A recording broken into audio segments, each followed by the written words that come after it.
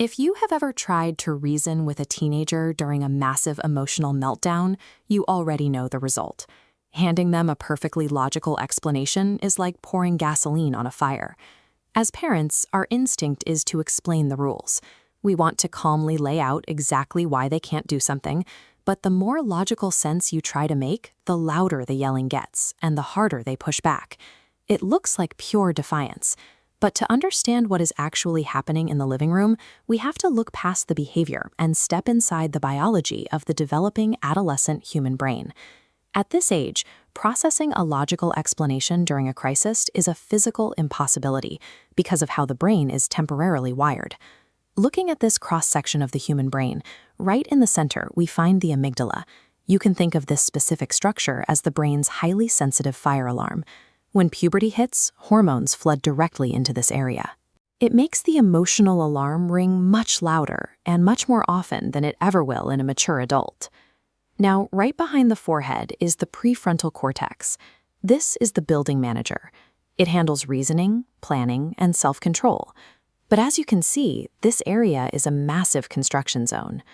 This creates a neurological timeline called the maturity gap. The emotional alarm is running at full power by the time a child turns 13, but the logical manager's office won't be completely built until they reach their mid-20s. For roughly a decade, teenagers are driving with a massive, high-performance emotional engine, but their logical brakes are only half built. When a teenager gets highly upset, whether it is over a broken curfew, a friend group, or a ruined plan, that emotional fire alarm goes off at maximum volume. The sheer intensity of that panic physically floods the brain with impulses. The rush completely overwhelms and shuts down the unfinished prefrontal cortex. If you try to argue facts or lay down the law in this exact moment, you are talking to an empty room. The logical manager is literally offline and cannot hear a word you are saying. That means your immediate priority as a parent cannot be discipline. Before you can correct a single behavior, you have to turn off the alarm.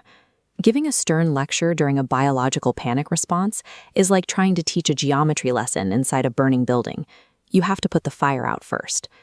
To get that logical manager back on the job, we start with a biological cooling process. It is about lowering the emotional volume so the brain can actually breathe again. You do this by getting down on their level, making calm eye contact, and validating their frustration without any judgment. You simply acknowledge that they are having a hard time. Here's what empathy does inside this brain diagram. It triggers the release of a calming chemical called oxytocin. The oxytocin acts as a physical cooling agent.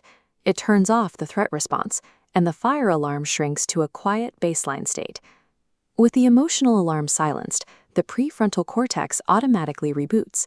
Now the building manager is back at their desk, ready to listen to your rules, your reasoning, and your logic. Effective communication requires a strict sequence. You must successfully connect with the emotional brain before you can ever correct with the logical brain.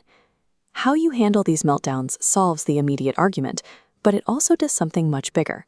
It actively wires your teenager's neural pathways for the rest of their life. Take the authoritarian parenting style. This is the dictator approach, relying heavily on strict punishment, fear, and the classic phrase, "because I said so." In this diagram, we see the results of that strict, fear-based style. It creates a jagged, hyper-vigilant amygdala, leaving the teenager chronically anxious and terrified of making a mistake. Contrast that with the authoritative style.